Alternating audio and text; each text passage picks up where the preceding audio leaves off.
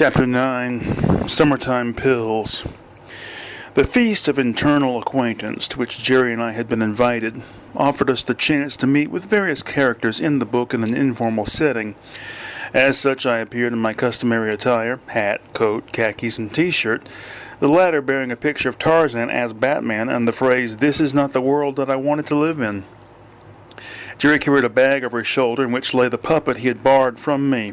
The bag was labeled Alan Mulholly, for that was the name Jerry had given the puppet. This caused some confusion when we ran into Pleat Mathers by the punch bowl. "Your name is Alan Mulholly?" Mathers asked, pointing at Jerry's bag with a cheese stick. "No," Jerry replied, intent on saying no more than was necessary, although between the two of us he is generally the more sociable. Lest Mathers jumped to the conclusion that Alan Mulholly was the name of some Kmart-affiliated bag designer, I explained that the person sleeping inside the bag was Alan Mulholly. "What is he, a midget?" Mathers demanded. "Show him, Jerry," implored my friend. Jerry did so. He unzippered the bag and put in his hand. Up came Alan Mulholly, a young male puppet with spiky turquoise hair and light orange skin. "Thanks," he said. "What's going on?" "We're at a party," Jerry explained. "Gosh, I haven't been to a party in ages," Alan sounded enthusiastic. "Would you like some punch?" Pleat Mathers asked. "Sure, but you understand I'll have to pretend to drink it with loud slurping sounds. I don't actually have an esophagus." "You'll have to get your friend an esophagus," Pleat told Jerry with a smile. "Oh, that's okay," Alan demurred. "I get the benefit of the drink even though it doesn't actually go down. That goes for anything I ingest, even pharmaceuticals." "You're a pill man?" Pleat asked him. "I didn't used to be." Alan took the cup of punch that Pleat handed him. He did indeed slurp over its rim, sounding like someone vacuuming up a raw egg. "But over the summer I got to where I liked them. So easy, and so easy to obtain, not like pot."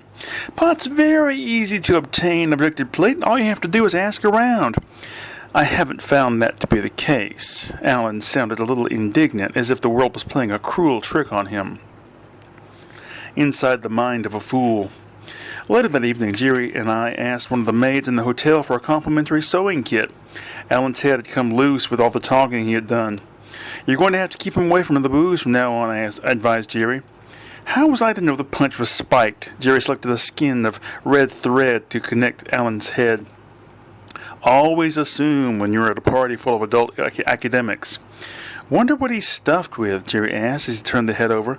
"Sawdust, I bet." "No, they don't do that anymore." "I thought his head was solid foam." "I did too, but look, it's hollow." "Well, there you go. It's stuffed with air." "No, look, there's some kind of growth or something inside." Jerry indicated a strangely mechanized-looking tumor against the inside wall of Alan's skull. "Caused, no doubt," I opined, "by the abuse of prescription painkillers." Jerry reached in and removed the object with a wrench of his own floppy arm. He held it out that we might both examine it. "I know what that is," I declared, noticing the viewing screen on one side, exactly where the lopsided tumor's abdomen should have been. "It's a recording device. It records the thoughts of the puppet." "Please," Jerry sounded hurt. "This is my friend. What are you saying?" He drew Alan's unconscious body against his chest. "Nothing insulting. Jerry, this is a good thing. It means your little friend, that I brought along, knowing he might come in handy, is developing as a person. Let's play it back and see what's on there." Toadskabud gets a new pair of shoes. The film, displayed on the tumor's tiny screen, was entitled "Feeling Guilty for Feeling Good." The opening credits, displayed on bumper stickers and license plates attached to a line of cars driven one by one before the camera to the music of Jean-Luc Ponty, at his most progressive, revealed the involvement of not only Chalman Beenan, but also his frequent co-star Dan Mountanian. My cameo, heralded by the words "Special Appearance by Toadskabud," appeared on the bumper sticker, ostensibly touting the car owner's membership in some law enforcement friendship organization. It was Chalman Beenan, in character as Grumble McLeod, who welcomed me to the Fusler shoe store at the late 1970s shopping mall. Everything was molded plastic in the colors of a Martian autumn. "Good evening, sir," McLeod greeted me. "A fine day to select stylish new footwear." "Indeed," I returned, happy with my delivery of the line. "What can you show me in a two-toned saddle Oxford?" "Buff and beige?" the salesman asked for clarification. "No, black and white. I am a traditionalist in the traffic jam of mutability. I didn't quite understand that line, but didn't argue with the director about it. As an actor, I feel it's my job to interpret the script as it is written." I sat down. Very good, sir. Always happy to serve a minority member. I'll be right back with my foot-measuring device. While the camera followed McClure, Shaman beaming in a fake mustache, I took the opportunity to pick my nose and smear my discovery under the seat. As it was the 70s, I felt free to do so. Surveillance cameras were not then ubiquitous. Returning, McClure placed his petagraph on the floor before me. 13.5, he pronounced. I'll see what we have in the back. I had no idea what plot-developing events were transpiring during the intervals when I was not on scene. Perhaps McClure was discussing his dissatisfaction with his job at the shoe store with a sympathetic co-worker. Perhaps he was guzzling gin and pineapple juice in the storeroom. I only knew that my real function here was to utter a pithy and poignant line at the end of my interaction with McClure, one which would have a bearing on McClure's development as a character as a whole, and the exciting story he was at the center of. I'm sorry, sir, McClure apologized on his return. The only thing we have in a 13.5 are these burgundy and cream saddle Oxfords. Well, let me look at them, I said, in such a way that you just knew I was about to say something pithy and poignant. Clever, too. Sometimes one should at least make an effort to try something you absolutely hate. At this point, the camera tightly focused on McClure's face. Something in his eyes let you know that my words resonated with him. Now, free from further involvement in the film proper and seeing as how McClure was being whisked away to his next scene on top of the chancellery, I put the burgundy and cream shoes in the pockets of my coat and made my escape. I headed for the food court where the Orange Bowl was still in business and Canadians still felt the freedom of anonymity. A unique weapon is demonstrated. The only weapon I carry is a paralyzer cone, I explained to Alan Mulholly, as he and Jerry and I floated in the future 1996 over a floor scattered with toys. I've never heard of it, Alan replied. Some people call it a discroter, Jerry interjected, thinking that perhaps Alan was more familiar with a vulgar term. It's not vulgar, Jerry objected. Common, then. Just because it shares a phoneme with the word scrotum. Please, I held up a hand. Getting back to the paralyzer cone, it is a non-lethal device that I sometimes use to get out of difficult situations. Like if he gets caught stealing something, Jerry added. Thank you, Jerry, I nodded sarcastically. Try it. So it temporarily paralyzes people, Alan asked. That's right. Wow, I'd like to see it demonstrated. I think that can be arranged, I agreed.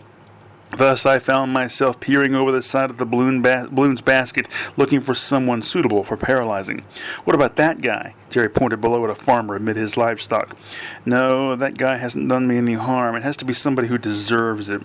Alan stared closely as we passed over the man's backyard. That's Mr. Maloof, he declared. He's the one that imprisoned the microcephalic bear as part of his evil schemes and killed several men to feed it. I exchanged a look with Jerry. Well, I said, sounds like he deserves at least a good paralyzing. Prepare for descent. Can't you shoot him from here? No, the paralysis wave dissipates rapidly outside of the initial blast radius. He's too far away. We landed the future 1996 in a pecan grove and started walking back towards Maloof's property. How do you know the microcephalic bear? I asked Alan. The road we were on was dusty white dirt, sparsely strewn with gravel. It was narrowly bordered on either side by tall banks of earth topped with barbed wire fencing. Tufts of grass and the natural sloping away of the ground on the other side obscured the fields beyond. The road rose and fell with the regularity and relative steepness of a sea serpent's back. As we descended into a trough along the road, I felt we had entered an artificial space, a confined theatrical landscape, a Thomas Hart Benton painting, perhaps. I prepared the Mormon's laxative for photographic presentation, Jerry's puppet friend Aunt replied. Before I could question these intriguing words, or even ponder the idea that I didn't quite want to know what they meant, a head appeared above the top of the next rise in the road. That's your balloon, Mr. Maloof? For it was indeed he, wearing a straw hat with a plastic green visor, asked. Yes, it is, I answered, fumbling in my pocket for the paralyzer cone. You need to get it out of here. It's spooking my goats. Going by the sound of his voice alone, I would have judged him to be a man who found reading a waste of time and had a firm and lengthy mental list of attributes the boy should not possess. Your name is Maloof, right? I said, moving closer. That's right, the older man suspiciously replied. To me, he was still just a head looming over the top of a line of dirt and rocks. Just wanted to be sure. I pulled up the paralyzer cone and fired, just as I stepped over the top of the hill. The paralysis wave spread out from the wide end of the cone and enveloped not a loathsome old person of rural derivation, but the frowning tip of the tail of a giant snake. My God, barked Jerry, how many goats has it eaten? Curtis's substitute. It is unlikely that Curtis knew who his substitute was, as Curtis was himself a subtenant. The responsibility for finding and making sure a suitable replacement was there on the days Curtis was absent fell not to him, but to the contract holder, Grosvenor Pood. Some days it was Pood himself that occupied the booth, but again, it is unlikely that Curtis knew this. Curtis was one of those fellows for whom life is not a minefield of worries. He approached each day, every hour of each day, as a potential source of happiness, and if not outright happiness, then at the very least personal satisfaction. He didn't worry about the job when he wasn't there. "I hate him," Durson Bageldo told Curtis's substitute as the latter sprayed and wiped clean the glass top of the booth's central display case. "Oh, yeah?" snorted Bruce, the substitute. The snort was a laughing one, meant to convey that he found Durson's words both humorous and somewhat dubious, as it clearly contradicted the general attitude of the population towards Curtis, who was seen as a likable guy. "Yeah." Durson turned and looked about over the slowly awakening snail spectrum. "People say he doesn't give a damn about anything, like it's a virtue. Well, it's easy for him not to give a damn about anything. He doesn't have anything to worry about." "Didn't he have prostate cancer a couple of years ago?" Bruce recalled, having heard something about it from one of Curtis's regular customers. "He's cured. It's in remission." Durson tapped his fingers on the glass. A couple of inches below his fingers lay the colorfully packaged merchandise. "Anyway, he's the kind of guy that doesn't worry about it dying." Bruce raised his eyebrows and nodded. "Yeah," he admitted. "There are people like that." Durson looked at Bruce. "What about you? Don't you worry about dying?" "Not really." Durson jerked his shoulders back and flung out his jaw. "You see," he snapped. "You people make me sick." He paused. "What about house payments? Do you have to worry about house payments?" Bruce considered the general thrust of the conversation instead of answering right away. "Worry," he said, "is an emotion. Like paranoia," he added almost parenthetically. And like paranoia, worry can mimic rational thought, although obviously not to the same degree. A person like me, as you put it, isn't necessarily an indifferent or apathetic slacker. In my case, it's that I don't choose to be a slave to such a non-productive emotion. "And so you worry about nothing?" Durson demanded. Bruce put his knuckles on the glass. "Nothing," he insisted. "Bah! You're the perfect replacement for Curtis. You two are cut from the same cloth." Durson quit the booth and disappeared among the maze of attractions to be had on the snail spectrum. His parting words, however, were not true. Even on a good day, Bruce usually managed to sell only about half the wares that Curtis did. Homemade whistling butt plug. Once again taking up wood carving after many years away from the activity. "You ain't never gonna carve no circus out of wood." Meroldus almost immediately thought up the idea for a whistle that could be sounded by the user's farts. "It's inserted in the anus," he explained to a colleague at the shoe factory, pointing to a crudely drawn diagram of the invention. The other man examined Meroldus's wrinkled piece of tissue paper expressionlessly. He turned back to lacing up a boot. "Just showing me that constitutes sexual harassment," he said. But, Meroldus tried to formulate his objection. "You're lucky I'm not one of the hateful women in here," the other man added. "You better put that away before someone sees it." Meroldus glared at his co-worker in stupefaction. He turned back to his own pile of unlaced boots angrily. He thought about stuffing his diagram into the toe of one of the boots to give a little surprise to its future purchaser, but fear that someone would beat him to the patenting and marketing of this wonderful idea stayed his hand. In fact, he shouldn't have said anything about it to Cormac, the other man lacing up boots. Despite his seeming hostility to the idea, perhaps at this very moment he was planning to head straight home after work to begin work on a competing musical butt plug.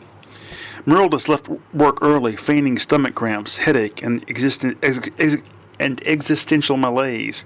Or would that be ennui, he wondered as he drove to his house.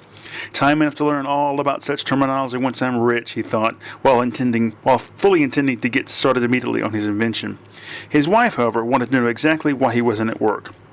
"Existential malaise," he muttered, heading for the basement. "You mean ennui?" she shouted at his back. "You're going to get fired if you don't watch it." Her voice was cut off as Meroldus shut the door and went down the stairs. The basement contained his workshop. It was here that he had labored over his previous efforts at world-shaking inventions. The morbid toast application, the pro-gluten t-shirt, the taco pressure operative. He switched on the light over his work table. Several pieces of wood lay there in various stages of development. Since deciding to start carving, or was it more accurately whittling, he had played around with a couple of ideas. There was one of them, the figure of a lion tamer. The arm that would hold the whip was much shorter than the other. Perhaps he was also one of the freaks, Meroldus postulated. and this piece of wood rudely hacked into an oval shape. It was intended to be a shoe of some kind, perhaps one the factory no longer made. Merle swept these and the others into the rubbish bin. He took up a new, untouched piece of wood.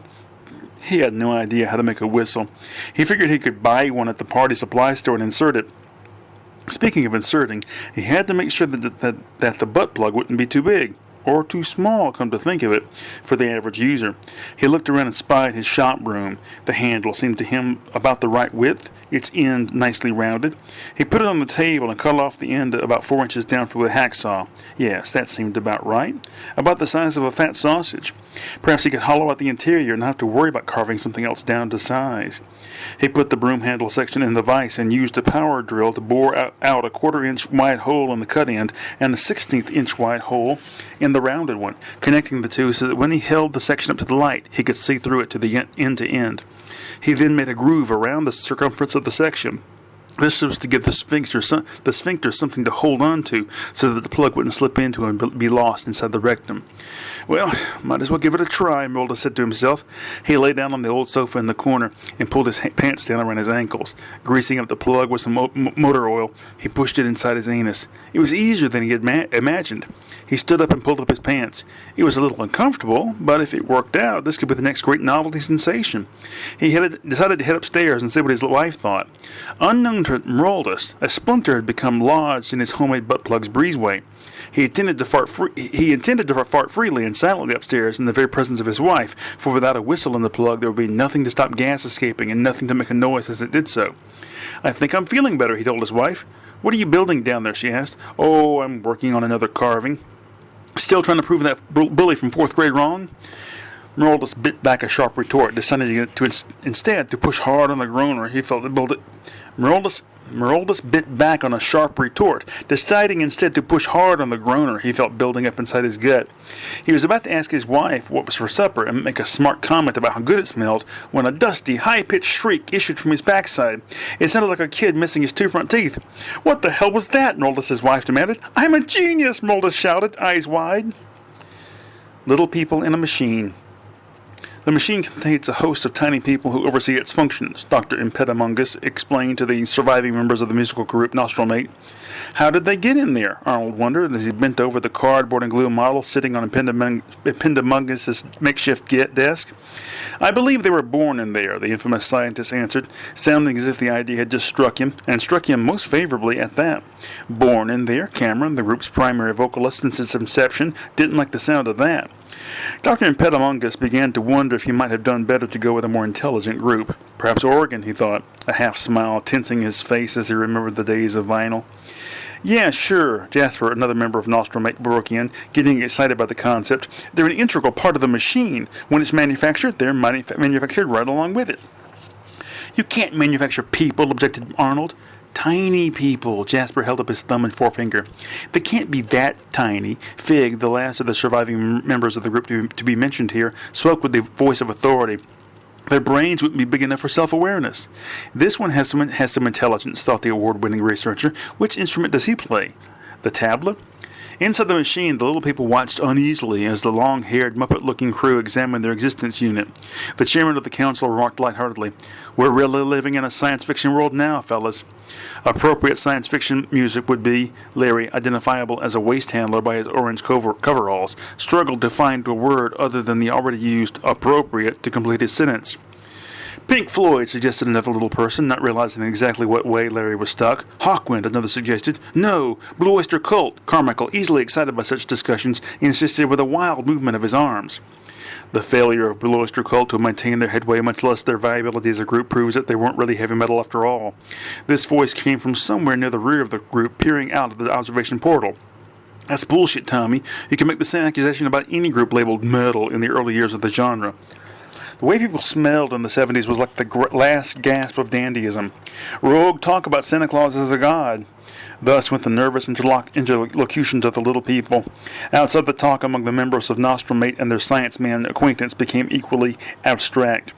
"I say it needs wrought iron fixtures set in a bullfighter motif," Jasper completed his analysis, although by the time he did so no one knew what he was talking about. Fig allowed everyone to readjust his attention before opening his mouth. So essentially, he addressed Dr. Impedimungus, the little people are one with the machine, processing their thoughts through its works, and it is this which allows such tiny beings to be sentient. And, added the doctor, it is why they can never leave the confines of the machine. Arnold found himself thinking about the dead member of their group, Turner. He had been their utility man, playing a variety of instruments, lending a unique sound to each song. Arnold worried that since Turner's death and the boating overdose, if Nostrumate had become generic sounding, how many little people had occupied Turner's ziggurat of disabled diction? Transmitter dog and dental waterfowl. The pond just beyond the farmer's memorial to Bugs Bunny was the home of the transmitter dog. An island of fused wreckage sat in its middle, a small boat tied against its motley bulk. The transmitter dog, whose sympathies lay with the heavy metal crowd, watched the boat from a tiny window near the very top of his island home.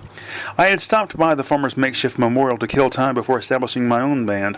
Whether or not it would be metal, I had not yet determined. Taking a sandwich out of my pocket, I wandered down to the pond. "Don't be throwing any trash in the water," I heard a voice behind me say. I turned and saw the farmer. "I find your suggestion insulting," I told him. I held my sandwich, untasted, in my hand. "I'm just warning you," the farmer started to add, hands aloft. "I also," I continued, "find your use of the phrase 'don't be throwing' to be infantile. You thought to soften the blunter statement 'don't throw' by adding the superfluous and silly 'be' to it." I took a spite and turned my attention to the transmitter dog's island. "Well, I guess I better be going," the farmer said, although I heeded him not. The transmitter dog glanced at the departing farmer. He knew, as I might have suspected had I given it any thought, that the farmer was a country music fan. He frowned and returned his gaze to the little boat. Maybe today would be the day he would paint its name on the side of it. What are you going to call it?" I asked the transmitter dog some weeks before. "I am thinking of calling it the Flying Tooth." "Flying Fang?" I offered, eyebrows up invitingly. The transmitter dog considered it. No, Flying Tooth. We sat unconventionally close over a table in Franco's tea room. All the tables were small. A clutter of tiny plates and cups and saucers covered each one of the mid-morning old lady traffic. I ate another petit four and looked out the window, thinking about how nice life could be. "What are you going to name your band?" the transmitter dog asked. Then, seeing my face as I turned it back to him, added, "if you succeed in putting one together." "Taper," I answered with a happy twinkle in my eye. At least I imagine it was a happy twinkle. It might not have been a twinkle at all, but I felt like someone who had revealed a delightful surprise, and as such should have had a happy twinkle in my eye, as if to say, "Isn't that the cleverest name for a band ever?" "What's so goddamn clever about it?" the farmer wondered as he headed back to the uncontested part of his property. He and the transmitter dog had fought for years over who owned the shore of the pond on the farmer's side. "You're not here to kill time," accused Jerry as he joined me at the water's edge. "There is no band. What's really going on?" "Watch." I put the last bite of my sandwich in my mouth and nodded towards the transmitter dog's home. The hand-carved statue of Bugs Bunny, eaten through by termites and legal challenges, snapped at its base and fell onto the transmitter dog's island. I waited until the debris had settled before stepping into the little boat as it drifted to shore. I christened the Taper's Tooth, I declared solemnly. Reactivate swagger. "That story really sucked," Jerry, despite his inclusion in the previous adventure, one in which he had not originally been intended to participate, criticized it sourly. "I mean, really, really sucked," he repeated. "I know," I admitted with a sigh equally sour. Even my lips curled up. "I failed to plan ahead. For some reason I got away from the planning out of these stories. This story," I added after a pause. I shook my head. "I'm thinking of giving up." Now, Jerry hastened to put a damper on my dampness. "Don't cease doing anything foolish." "Ha! I was going to say don't do anything foolish, but you see how I changed it? I changed it to don't cease doing anything foolish.